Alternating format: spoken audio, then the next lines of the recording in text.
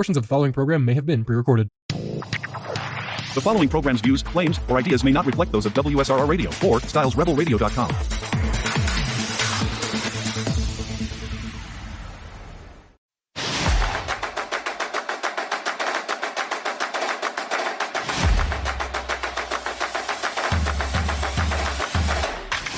It is the 10 a.m. block of your Monday morning drive to survive on April 7th.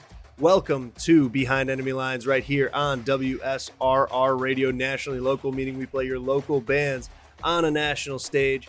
Make the switch because this machine kills monopolies. This is Behind Enemy Lines, your Cleveland sports talk show from Pittsburgh. I'm Lucas Durazio, joined as always by Dom Farrow. So strap in, drive safe, punch the clock, and get to work. Let's start our week on the right track right here with Behind Enemy Lines. Dom, we're recording on April 4th. It is Friday night, and we have nothing better to do than talk about the NFL, the MLB, March Madness. You know, that's what we're here to do, is entertain the people about sports, the Rizzler, you know, just our basic, you know, some Butterfinger talk probably, our basic topics of discussion. But Dom, I think that we wanted to start off with one thing because we are the Cleveland Sports Talk Show from Pittsburgh, and you are our resident Pittsburgh Steelers fan. It seems as though Aaron Rodgers is leaning towards becoming a Steeler in this free agency. Am I correct in saying that? That seems to be the hubbub around the Steel City, correct? Yeah, I've been saying it for the past few weeks on this fine program we got here. Thank you all for listening on this beautiful Monday morning, but I've been saying it for weeks. All the signs are pointing to Aaron Rodgers is going to be a Pittsburgh Steeler. The writing's been on the wall for a while. After the season, you've got Russell Wilson, Justin Fields. They know the operation. Russ clearly wanted to come back to Pittsburgh, but the Steelers held back, and Russ ended up getting a deal with the Giants, so that's fine. That ship sailed. Justin Fields, he ended up getting the bag from the Jets, more than I would have been willing to pay for him, so that's off the table. And then we're really down to very, very, very few options, and only one of those options is a Super Bowl champion, a 4-time MVP, multiple-time, I think 10-time Pro Bowler, and that's Aaron Rodgers. So obviously this is the guy that we want, and I think of the guy that the Steelers have wanted for a long time. And then so you're sleeping on the Mason Rudolph signing is what I'm getting. That's just fully backup territory, correct? I have been fully sleeping on this since the day he signed. If he was going to be a franchise guy, we had him in the organization for 6+ years. We saw what he has. He's not. We know who he is. That's all I'm going to say about it. I just don't think he has the upside that Aaron Rodgers does. And then to put a beautiful cherry on top of this whole thing that really sealed the deal for me that he's coming to Pittsburgh is he was out in UCLA with DK Metcalf, him and DK just working on that chemistry, throwing the ball, working on routes, nailing this thing down. And Aaron Rodgers going into this offseason, there were thoughts of him maybe retiring. I never fully believed it, but there's no one in the world who's planning on retiring and throwing balls in late March to one of the best receivers in the game. That just doesn't happen. He's fully committed to playing another season, maybe another 2 seasons in the NFL, and seems like he knows where he wants to go. And the last thing I'll say about that really confirms it, there's only one team with an offer to Aaron Rodgers. Like, people act like Aaron Rodgers has all these options. Like, oh, what about the Vikings? What about this? Well, that was going to be Vikings my next don't have question. an offer. I was going to say, that's my next question. Is there anyone else who's really even shopping Aaron Rodgers right now? Like the Vikings, I feel like of the teams that were kind of in the QB market in the offseason, like the Vikings made it pretty clear that they're going with J.J. McCarthy as their QB1. Like had Nick Mullins and Sam Darnold, and Daniel Jones, the other 3 quarterbacks who were on their roster last year. All of them are no longer Vikings. They've all found homes. The Titans are now seeming like they're going to lean towards Cam Ward. The Giants have signed 2 guys in Jameis Winston and Russell Wilson, like you mentioned. The Jets signed Justin Fields, so it seems like they're pretty clearly moving on from Aaron Rodgers. Like, is there anyone else that like even makes sense for him to go to that team? No, it's only the Vikings. That's the only team I've been hearing about. And for some reason, people think like it's a competition between the Steelers and Vikings both trying to get him. The Vikings aren't nearly as interested in him as the Steelers are. Art Rooney, he's had multiple comments about how he's interested in this guy, and they've had a lot of really constructive conversations and a lot of optimism when Rodgers visited the facilities just the other month. I just don't see the same optimism in Art Rooney towards this draft class than I do in Aaron Rodgers. And it just makes too much sense. All the signs are pointing in the right direction. And the thing that I'm curious about is, how is this news going to be released? Is it going to be at Pat McAfee's big night at PPG Paints Arena in Pittsburgh on Wednesday, April 9th? That's what the conspiracy on the internet is, and it kind of makes sense. You might need to explain to the people from the land a little bit more, because I don't know if everyone's quite as hip and jive to this big night out that Pat McAfee's got going on this Wednesday that me and you will both be in attendance at. That's right. Give the people a little bit of like what's going on, because even I'm a little weary still on what exactly is going on. But go ahead, let everyone tune in. I mean, honestly, I have no clue what's going to happen. I've listened to a few guys who work with Pat McAfee. They've been on other shows saying, I don't really know what's going to happen. It could be anything. Like, what is Pat McAfee, this former punter guy who works for ESPN, this big personality, what is he going to do to like perform a show for a huge arena, a sold out arena? I don't know. But he said he's got a lot of big guests. He's going to have a lot of fun. There's going to be big giveaways, millions of dollars.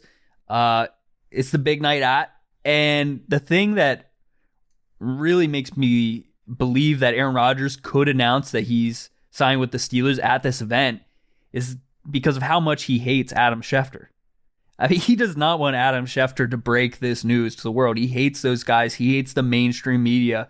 I think he'd love it to do it and really get the city fired up behind him. I think it's possible.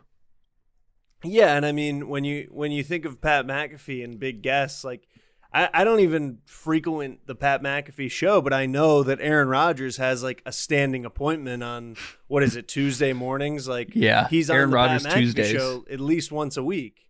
Like he's always on it. Like that's his guy, kind of. Yeah. So him saying there's going to be big guests, like it's kind of like, well, his number one big guest that he always has is Aaron Rodgers. Why wouldn't he be there? Here's what I hope. Here's what I envision and what I hope happens at Pat McAfee's big night at. I hope first he introduces Mike Tomlin. I mean, that's a big guest right there. I think McAfee's probably got a little bit of a connection with him. He brings Mike Tomlin out. The crowd goes crazy. And, they're chatting it up. My first question. Yeah. If he does bring out Mike Tomlin in PPG in Pittsburgh, downtown Pittsburgh, does the crowd go crazy? Yes, 100%. Because I think they should. Again, as a Cleveland fan, I always say that Pittsburgh fans should love Mike Tomlin as much as, as much as they can, as much as anyone can love a coach, really, in the NFL pretty much, except maybe Andy Reid recently. But, they should really love him. But there's so much talk in Pittsburgh of every year, he should be fired. He can't win a playoff game. We haven't won a playoff game in however many years. He gets a winning season, then he doesn't care. Do you really think the place blows the roof off for that? I do. I think I'd go pretty nuts if they introduced Tomlin, just because you got to support your guys. This guy won us a Super Bowl. That means something. It doesn't matter if it was 10 years ago. He gave us something, and he's given us winning seasons for 20 years. I mean, I think the people who say that he should get fired and the people, there might be a handful that will boo him, but those are the overreactive type, and I don't think they represent the fan base. But anyways, 100%. I think that... Go on with your prediction for the night. He brings out Tomlin, the place goes wild. The place goes wild. He's like, hey, everybody, what's up? And then him and McAfee probably, I don't know if it's going to be a sit-down thing where he's interviewing people. That's the way I think of it. But he's probably talking with Tomlin, and he's like, so Mike, what are we going to do at quarterback next year? You got Mason Rudolph, you got Skylar Thompson, but you think you're going to draft somebody? And then Mike Tomlin's going to be like, oh, I got somebody. And then they're going to hit the music. The smoke is going to start to go off. And out of the tunnel comes Aaron Rodgers in a black and gold number 12 jersey, and the place is going to go even crazier. No way. He's not going to be wearing the jersey. There's no way he's going to be wearing the jersey. At least a Steelers hat or something. At least some type of Steelers suit. That I could see. Or he'll have the terrible towel. That's what he'll do for sure. Might have to bring mine with me to get fired up with the boys. That's probably a good call for you. But I almost feel like McAfee's like WWE influence is going to be shown on this event. Like it will be like that, where it's going to, like, that is a very like pro wrestling thing to do. Be like, oh, I think we got a guy. And then his theme music hits, you know, exactly. Like that's kind of going to be an Aaron. Like I could see that just for that reason alone. Yeah. Seeing how much McAfee is now like ingrained in the WWE. That it is a pro wrestling type event. And I feel like that's kind of almost maybe his vision for this Wednesday night. Because I don't, like, again, we're walking into it and we're going and like, we have no clue what to expect really. Like he runs a podcast pretty much. Like why is it a live show? Yeah, that is going to be fascinating. I think you're completely right. That's going to be WWE type. He's going to make a big spectacle out of the whole thing. I think you'll see some big WWE names there. I mean, he's fully involved with the business. That was my next. So I wonder if we'll see Cena. Will there be a wrestling ring out when we're there? I wouldn't doubt that we see that and a semblance of a match almost. I wouldn't be surprised if they like do it in like a ring, like sit down interviews in a ring, and then stuff happens. I don't know. It's gonna be weird. It's a big arena. I wonder if they'll like close off like parts of it to make it seem smaller. But I'm excited for it. I think, like you said, anything can happen. Yeah, it should be interesting. It should really be interesting. Do you think, I do think LeBron will be there? They just had the LeBron conversation. Not a chance. He had his time. LeBron's out there trying to make the playoff. I mean, they're probably in the playoffs, but Bron's got to go win games, man. You're right. He's probably on the road. Stuff to do. McAfee's small potatoes to Bron, man. Dude, the LeBron conversation was huge, though. He's never done anything like that, except on his own shows. I think that part of the reason that he did that too was almost because of the Stephen A. Smith thing. Like, there's all this beef going on with him, and like it was like, no, like I'm not just being an asshole to like the media people, like some like athletes can be. Like, no, I'm cool with the media and stuff, but like, you know, he was being disrespectful. I saw the craziest conspiracy theory online regarding this LeBron conversation thing, and it all ties back to McAfee and the WWE. Again, someone if you don't keep said up with Pat McAfee, it's pretty much just that LeBron went on an episode for like an hour, and in this episode, he basically like trashed Stephen A. He's like, man, that guy. I don't really remember exactly what he said, but basically it was that dude's a liar. He goes on the show and just says stuff. But I saw some people saying maybe they're just hyping up this beef between LeBron and Stephen A. to have them fight at WrestleMania. Nah, get out of here. Yes. No, that's too much. No. What if? LeBron is actively playing in his 20th season in the NBA. Maybe he's 21st or 22nd now that I think about it. He's in year 22. He's not going to be in a wrestling match in 2 weeks. That's actually 1 week. That's a week from tomorrow. It's less than, excuse me, 2. Now I'm getting my weeks messed up. That's 2 weeks from tomorrow. He's not going to be wrestling a match. He's got the playoffs coming up. I'm telling you. No, I think Stephen A. versus LeBron. Your head's getting a little too pro wrestling now. That's what they should do. If they knew what they were doing, if McMahon was still in charge, he would have had this happen. He would have loved that. He would, but I don't think Bron wouldn't go for it. Bron's gonna go 0 Dark 23 or whatever the hell he says every time he goes to the playoffs. Maybe if WrestleMania was like in July or something after the finals, maybe he'd do it. I could see that. SummerSlam, maybe a little SummerSlam. LeBron is like a wrestling fan, kind of. Oh yeah, he's got to be. I also think that's kind of why that might be part of why he went on McAfee too, because like when they beat every Clevelander will remember, like when they beat the Warriors in 2016, he had the Ultimate Warrior T-shirt, like the ultimate, like the pro wrestler, but it was a dig at the Warriors, you know, blah blah blah. Like he is a sneaky wrestling fan, I think. Yeah, I think so, and I think he He's a businessman. I think he'd like to be involved in that too, because it's just growing. He seems like he wants to be like The Rock. He wants to transcend whatever like sport he's doing. So I wouldn't be surprised if he gets involved in that. I think he'd be a really good wrestler, and people would root for him. Yeah, I don't think he'll be. I don't think. What if he does it after the NBA? I'm not gonna lie. He won't be a wrestler though. Well, what if he does it like The Rock, where like occasionally he'll come in, smack a couple people around, and no side character? I don't think so. I think he will have a semi-successful acting career. He'll never be known as an actor over a basketball player, but he's a good actor. That Space Jam movie stunk. No, I haven't seen that. That's different. That's different though. That's not real acting. You know what I mean? Like kids movie, kids TV show, like doing a Disney TV show is not acting. You know what I mean? Yeah, but I think like Shaq is a funny guy, but he's not a good actor. I don't think LeBron could be a real good actor. You got to see Trainwreck. He's good in Trainwreck. And the director even said, they're like, yeah, LeBron has like really good comedic timing. Like he understood like the setup and the punchline of jokes in the show, and like he had a very good I forget like his aura and his chalantness, his like, you know, the way he built his character in that movie, because he's in that movie a lot, like is very good. Like he's a secondary character in this movie. Yeah. He has probably 20-30 minutes of maybe not that much, 15 to 20 minutes of screen time, and like he's good in it. You should watch it just for him. He probably went to LA for a reason. He wants to stay out there. It was pretty interesting to watch that LeBron conversation on McAfee's show, and him talking about how like when he was playing with the Cavs, he was still living in Akron. He was still living at home. Like the first time he ever really left home was when he went to the Heat. So I think he's very like decisive or very like specific with the decisions that he makes in his life. I think he's going to stay out in LA for good, and he'll probably be in the entertainment industry. And I agree, he was very funny. There are multiple points in that McAfee LeBron conversation I laughed at, like when one of the guys asked him, have you ever finished a book?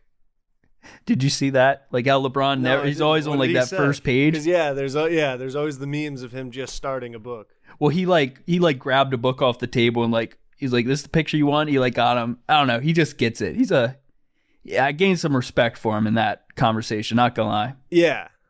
You can tell he gets it. Like even all the memes that like he's in, like I feel like he plays into it, like a lot of things. Like he doesn't know the song lyrics when he does videos of him like in the car to a song. Those are the best. Like he has the picture of him like with his head when he's in the pool. He's got his hand on the back of his head and he's like, "Can't believe this is my life, man." Like, I love that one. He's got the obviously the LeBron songs recently. Those are really hitting. He made a statement on that recently. He's like, "What if we added 4 more songs of this and released it a couple weeks later? It'd be like a deluxe album. Here's a few more."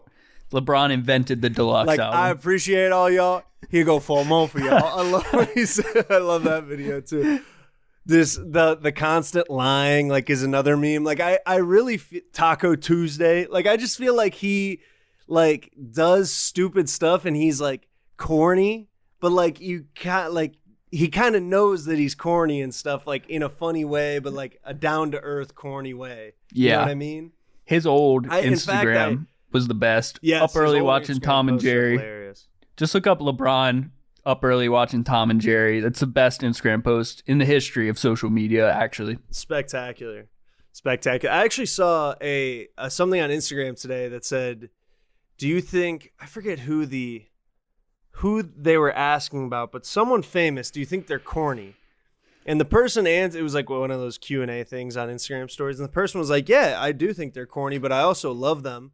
And like I also think that like Michael Jordan and LeBron and Bruce Springsteen and Tom Brady and like all of the people who are the best in their field are just kind of corny. You know what I mean? Like they've given up being down to earth in a way, even though I just said I think LeBron's down to earth. Like they've given up being like personable and like a cool person, which I mean all those guys still are cool, but you know what I mean, like because they've fully given themselves to their field and they've kind of just given up that that attempt of not being corny for it, you know? Yeah, being down to earth is embracing the cringe. I mean, that's just life. And these guys, I think they're all their true selves. And Michael Jordan, he's just a cold killer. He's an assassin.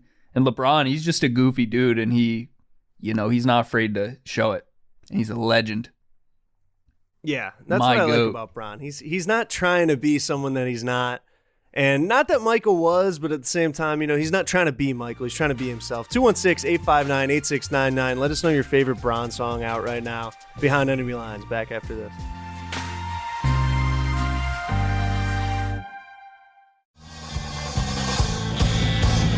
Hi, this is Melissa.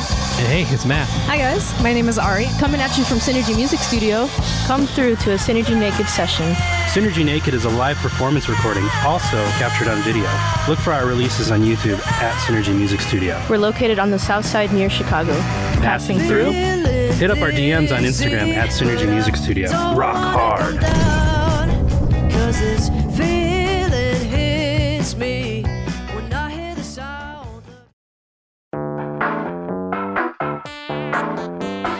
What's the difference between the shirt you're currently wearing and the one that I am? Well, both do their job of concealing us from the outside world and social boundaries. But one little black swoosh makes yours cost nearly double. That red rectangle may not change how warm you are, but it certainly changes the price tag. The truth is, nobody cares about the details. Get to the point with GenericClothes.com. Have a laugh at the big brand clothing company's expense with shirts that simply say sports team, political statement, music band, and more. A shirt for any occasion and the perfect gift. GenericClothes.com.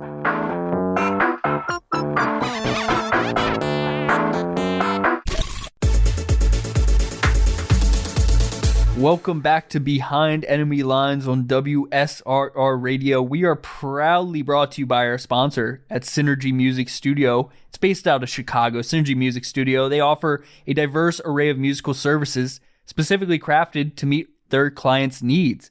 From recording to mixing and production, discover how they can bring your vision to life at synergymusicstudio.com. Lucas, back to the show. Last segment, we were talking about Pat McAfee, and we were talking about his big night at. And I get the feeling that you're not a big McAfee fan, and I'm curious why. And I let me guess a few. He's got a big mouth. He's got maybe a big ego. He's got a lot of goons and cronies.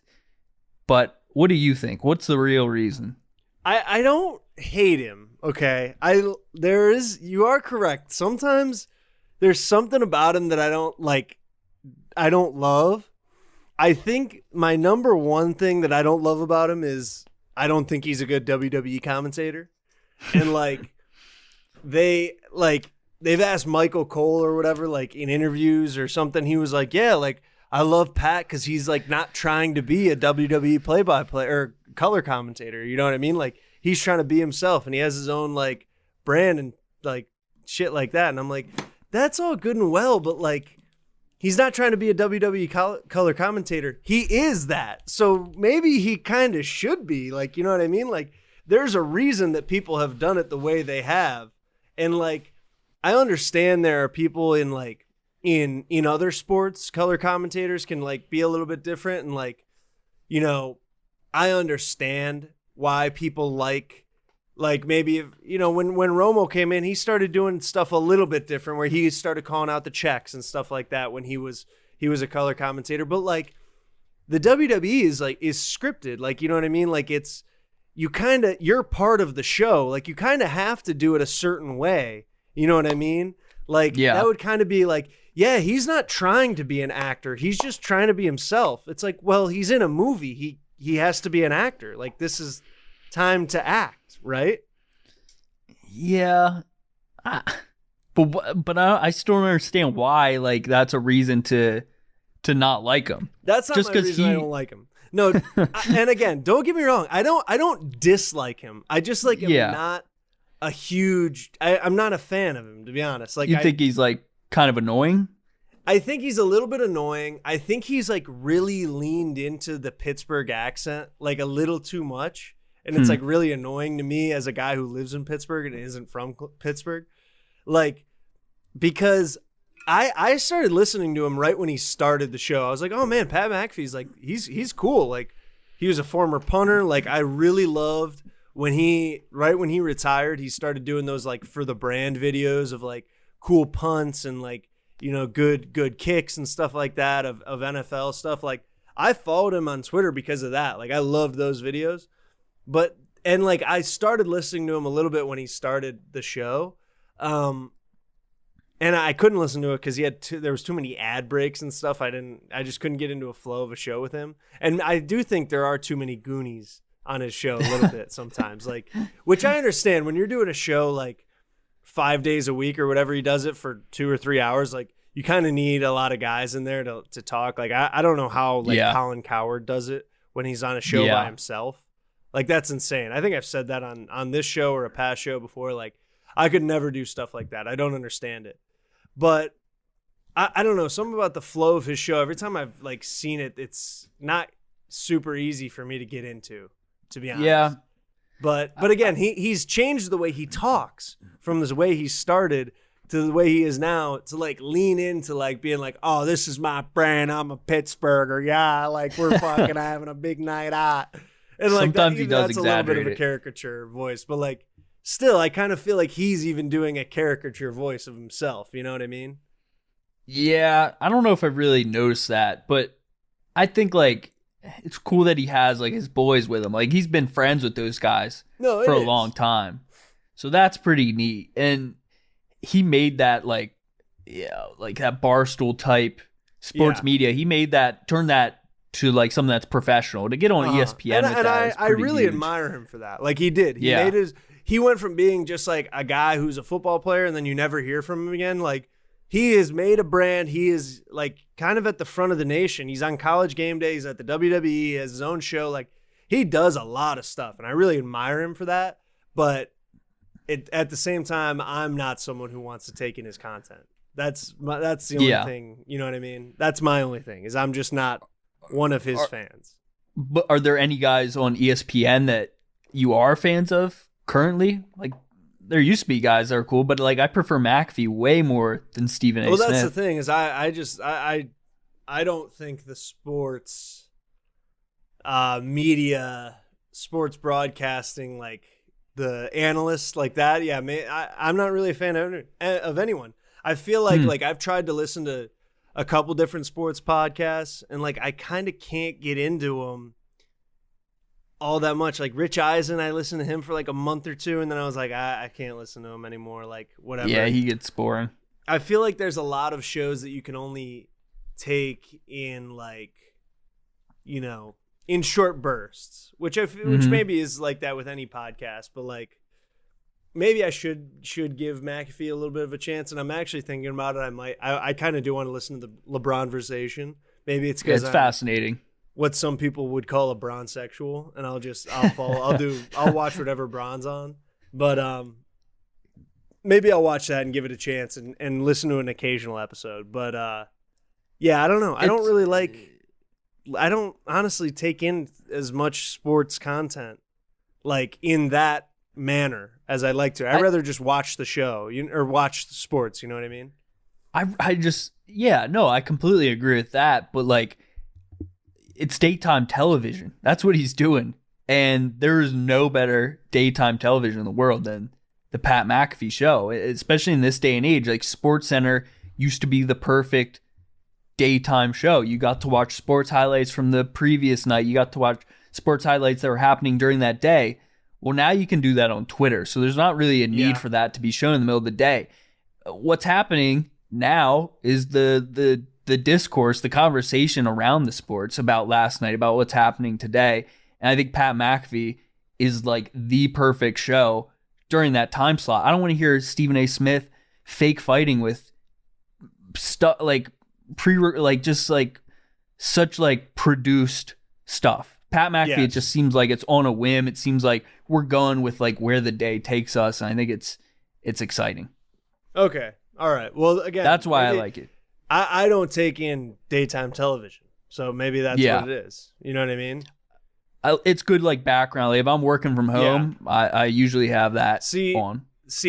I guess the stuff that I take in, there's not much that I'll take in that is every day. Like any media that I really follow, like is once a week, like a podcast that comes out once a week is like money to me. You know what I mean? An hour or 2 hours a week of content from someone is really all I need from them. You know what I mean? Yeah.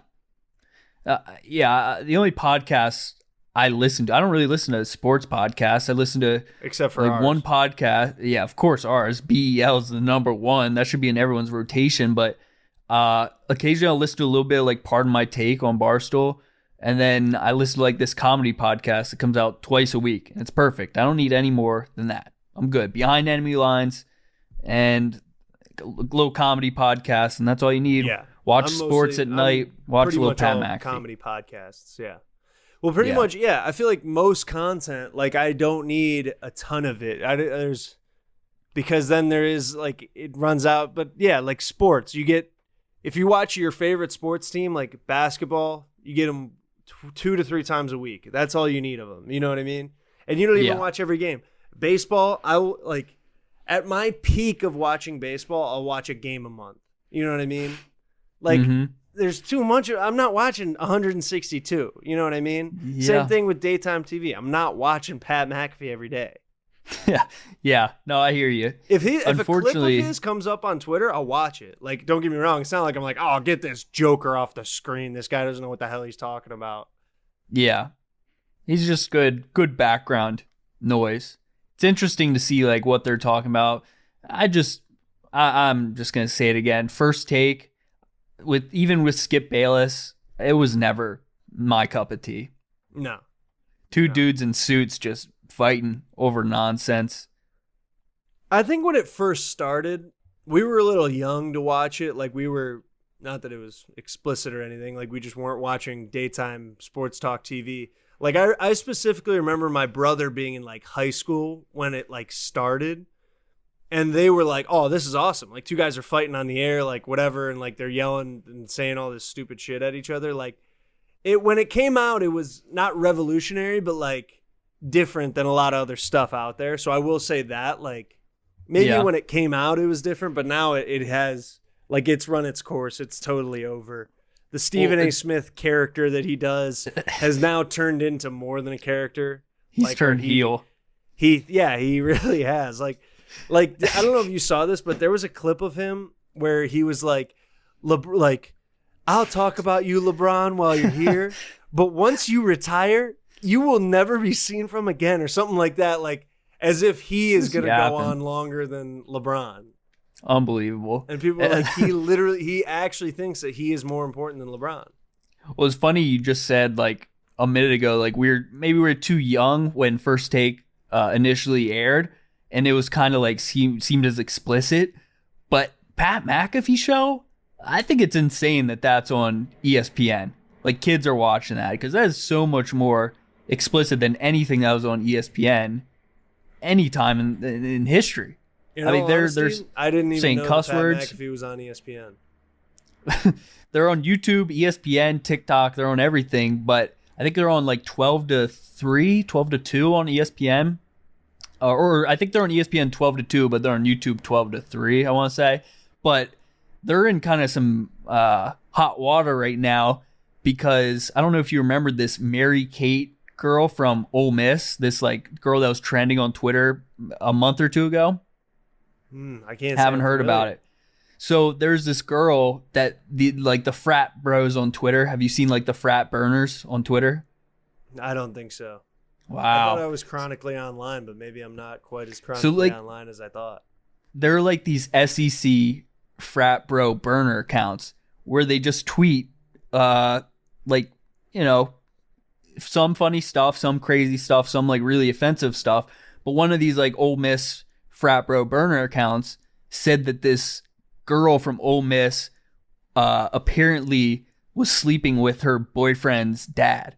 And so this became like the number one trending topic on Twitter just from this like burner account, this rumor. It turned out that all of it was completely fake, but it had spread like so far that Pat McAfee was talking about on his show with Adam Schefter sitting next to him. With Adam Schefter. A completely false rumor, something that this girl is like suing them for because it's ruined her life. She had to like go to online school. People like swatted her house. They were calling her like, disgusting names. And Pat McAfee was talking about, and now they're gonna sue him. And it's just like, this stuff just wouldn't have been talked about on ESPN any other time in the past. Yeah, and I think that I do think you're right. Like, I think that Twitter is kind of like, Twitter and social media does take away a lot from sports TV, because it is like, it was such a revolutionary idea at some point to be like, let's just show the biggest moments from every game. Like, if you've seen Anchorman 2, like, they're like, we're just going to show all the home runs from around the nation. And they were like, oh my God, that's genius. And like, now it's like, no one cares about that because, one, we've been seeing it for 20 plus years. And two, like, we get it on our phone. You know what I mean? And if it's a team we really care about, like, if I want to know what the Cavs score was, I'm not going to turn on ESPN and watch the highlights of that. Like, I'm just going to look it up. And like YouTube, like NFL, NBA, MLB, like after every game, they'll just like post game highlights from, you know what I mean? Top highlights from that game. So like even highlights are taken away. I'll tell you what never gets old is timeless. Pardon the interruption. That's a show I haven't watched in years. I mean, they're old now, so it has, lost a bit of the energy, but since day one, they were ahead of their time. I'll tell you another one that was ahead of their time. They got taken off the air, Sports Nation with Colin Cowherd. Sports Nation was good. That was such a good show, and it was ahead of its time. Cheers and jeers and I wish on Sports Nation. I wish there was like an archive on ESPN Plus. Like, why can't I like just see old episodes of that? Why, like, you can't find them anywhere. Yeah, that was a good show that was like kind of interactive and like interesting to watch, and like it was good at like getting a younger generation in, because they were like, oh, cheers and jeers, like, we're gonna show guys mess up, like, because it's funny, like, you know what I mean? Like, they kind of almost took the edge out of sports a little bit in a way, and they also like would show fan polls and stuff. Like, they did a lot of that, which I thought very interactive, ahead of their time. I agree. I almost think that they were kind of like somewhat similar to like what we're doing here, because we're just so far ahead of our time when we're talking about, the Steelers and their offseason signings, and then the next segment talking about the Rizzler and how, he has an Arizona tea coming out. So 216-859-8699. Let us know your favorite part about our show that is ahead of its time. We'll be right back.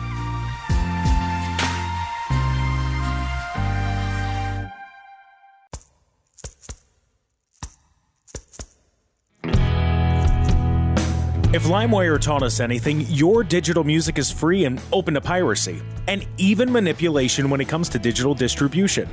So why settle for a bunch of ones and zeros floating around on the internet? Make your release something special with Hellbender Vinyl.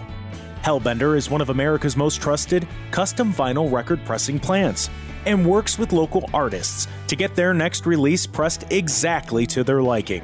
So check out Pittsburgh's first and only custom vinyl pressing plant today by visiting hellbendervinyl.com to get started.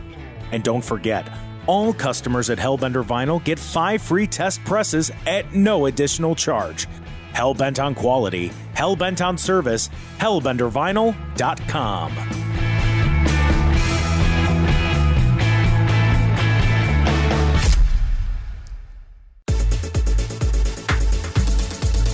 Welcome to your final segment of Behind Enemy Lines in your 10 a.m. Monday morning block.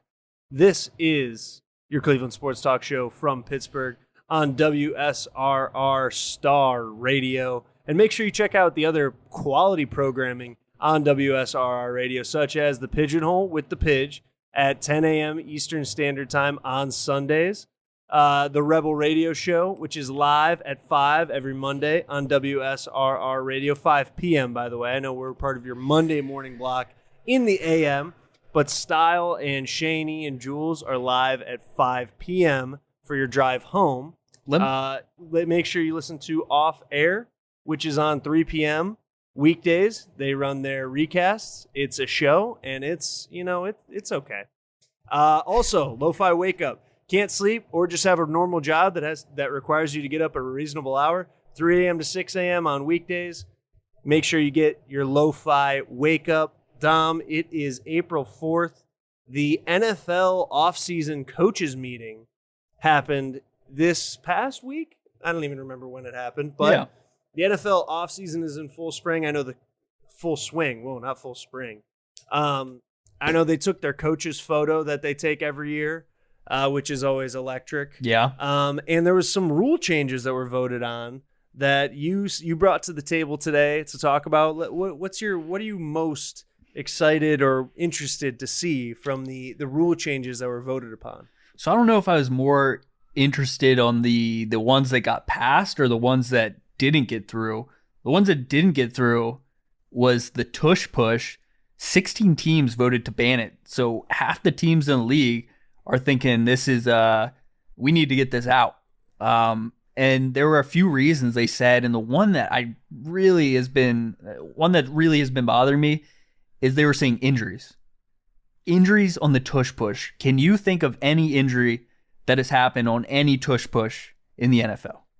The only one that is prevalent is Chris Jones did get hurt this year in the Super Bowl against the tush push. On the first or second drive it was. He did hurt his neck, and I think it affected him. But I think he played the rest of the game.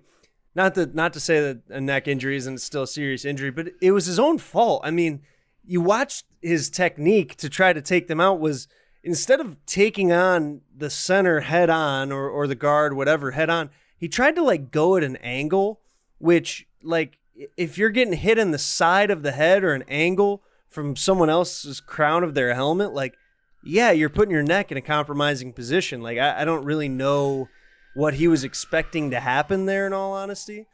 I do think that can be an injury issue, but I think that the bottom line is that 16 teams voted to ban it because 16 teams don't believe in themselves to stop it. And I think that it's a perfectly legal, there's no real reason to ban it except for it's overpowered and we don't like to see it. Unless you take out aiding the runner, because that used to be a penalty. You couldn't push a guy from behind. You couldn't grab him and pull him forward, whatever. They've taken that rule out. So it's all right, well, you can't have aiding the runner be illegal, but the tush push be illegal. So I don't really understand. Yeah. Other than we just can't beat the Eagles. And I think there's ways that you can change some defensive rules to make it easier to stop. You can't push on defense. You can't push your teammate, right? You can't push them forward. Can you? I think you can. I kind of think that I feel like defense stuff like that is pretty much, fair game. Yeah. You're how do you stop it? And you said these 16 teams are probably the 16 teams who cannot stop the tush push. But I was thinking with injuries, for rule changes that have been done for injury's sake, I can think of specific plays where they have happened, the hip drop, Mark Andrews. There's plenty of other examples, but think of the horse collar. I believe it was Terrell Owens was really the big reason why that got put in. A lot of these player safety rules I can think of injuries that have actually happened, significant injuries too. Tush push, I don't think that's a valid reason to ban it from being play in the league. And then the other part of it is, how do you even write this into the rule book? You can't just write no tush push. It's there needs to be you need to change the way there needs offense to be exact is run. Exactly. Yeah. And I don't understand we're not allowed to run a guy right up the middle and have guys push behind him. It's okay, well then we're not allowed to run ISO. There's a guy running right up the middle. It's not really that much different. It's just that quarterback turns around and hands it off.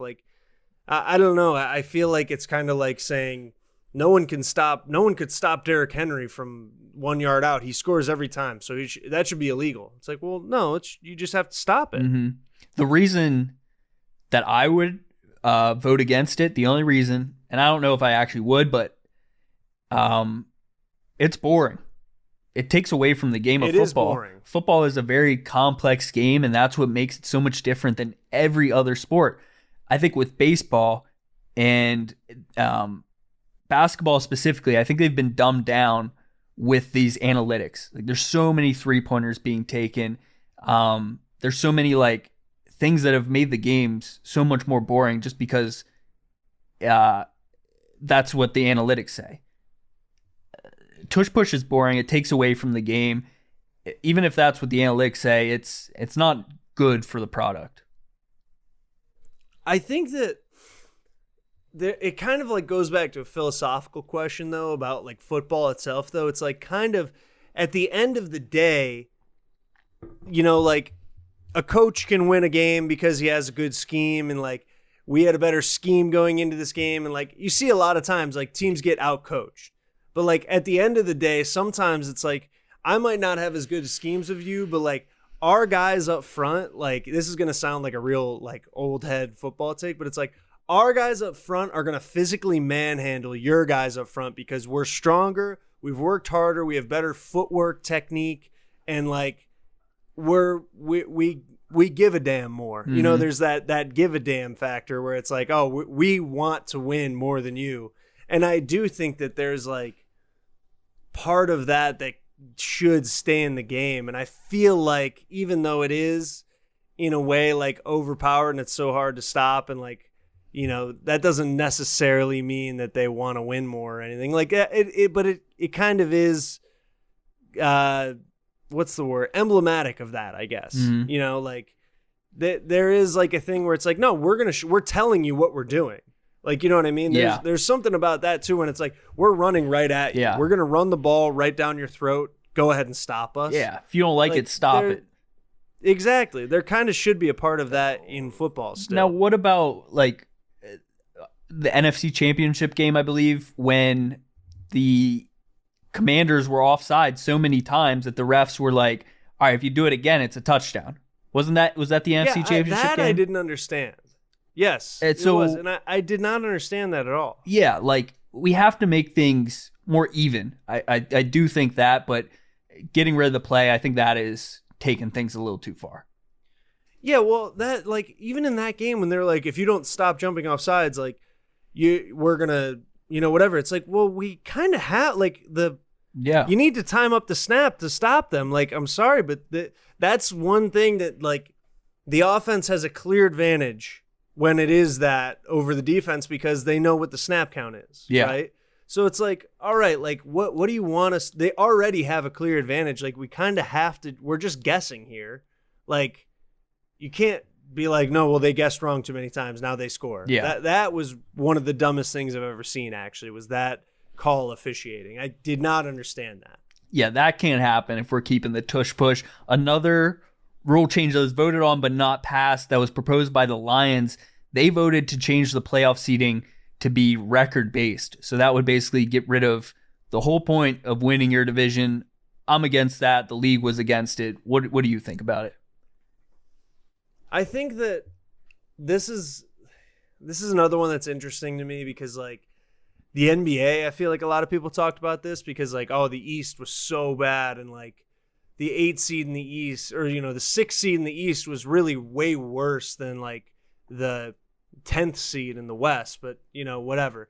I feel like in football, it's kind of like, I feel like you just don't have that as much. You know what I mean? Like, there are divisions that are worse than others, but like, I don't think it's very often that you see a guy or a team that's like, third in the division, and you're like, oh man, they really deserve to get into the playoffs, but they didn't. Yeah, because there was two good teams. Like there's three wild card spots. Yeah, now. Like I think the teams that deserve to get in usually get in. Yeah, you know what I mean. I could see the NFL adding 8 teams per conference in the playoffs before they do this non-divisional. The divisional games mean so much to fans. So yeah, no, you can't. That's the other thing. Like again, there's an old-fashioned part about football sometimes, like in the play itself, but also like in that divisional thing. Like I think that makes it more intriguing. That kind of makes it better TV too. To be like, oh man, like maybe we're, whatever, but like we beat our division rival both times. And like, because of that, we're going to get in the playoffs and they're not or something, Yeah, I completely agree. And I think there's a whole lot of outliers that make people want this rule change to happen. Like the Vikings this year. They got a bad hand. They won a lot of games. They had to go on the road. Tough game. They lost. Like you said, football, just get it done. Just run the damn ball. Just get the first down. That's all it is. If you want it so bad, just win the game. It's as simple as that. They were a better team, but they lost because they were on the road. No, if they were the better team, they should have won. Exactly. Like, sorry. Like, it's like, they were so good all year, but then the Lions at the last second beat them for the division. So, like, they deserve. No, well, then they shouldn't have got beat. Yep. They should have won. They should have won the division then if they were so good. I completely agree. The rule change that did get passed, there are two, maybe more than that, but the two that are notable to me, the spot of the ball after a touchback used to be the 30-yard line. This season, it will be the 35. The NFL wants these balls in play on the kick return. After years of saying that the kick return was so dangerous, now they're just fully embracing it. Let's just get these guys getting hit every kickoff. Yeah, I mean, I think that it's interesting because, like, it used to be even the 25. Like, that was a touchback, was the 25. Then it was the 30. It was the 20 originally, right?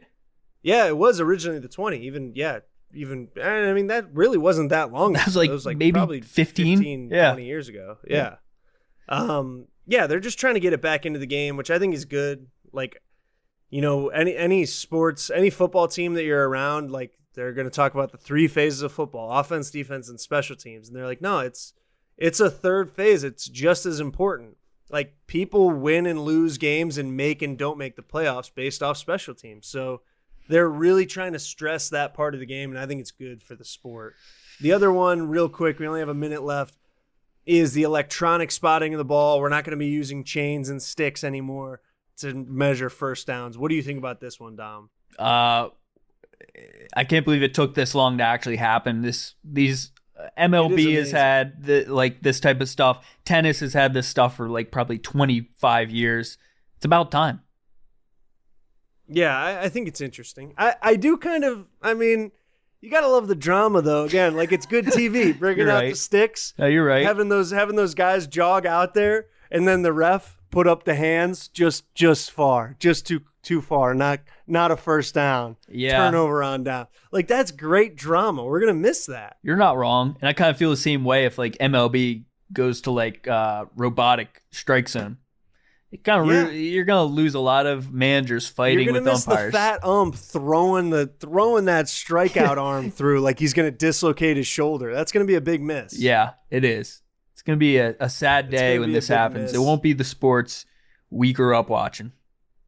It really is, and it's a sad day now because we are at the end of our episode. Thank you guys so much for listening. Tune in next week to Behind Enemy Lines right here on WSRR Star Radio.